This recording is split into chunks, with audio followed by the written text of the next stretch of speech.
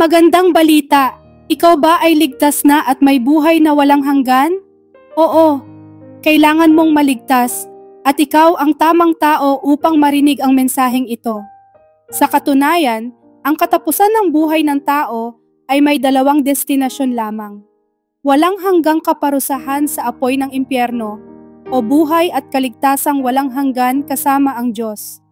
Ang magiging hantungan mo ay nakasalalay sa iyong sariling desisyon.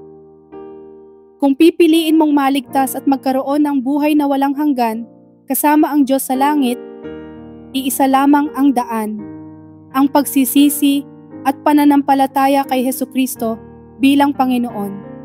Kung ngayong araw ay pipiliin mong manampalataya, tinanggap mo na ang kaligtasan. Mangyaring bigkasin mo ang mga salitang ito ng taos puso. Panginoong Jesus, ngayon ay naniniwala ako sa iyo at tinatanggap kita bilang aking Panginoon at tagapagligtas. Pumasok ka sa aking puso at akayin mo ako sa iyong landas. Amen. Kung sinabi mo ito ng tapat at mula sa puso, ngayong araw ay tinanggap mo ang kaligtasan.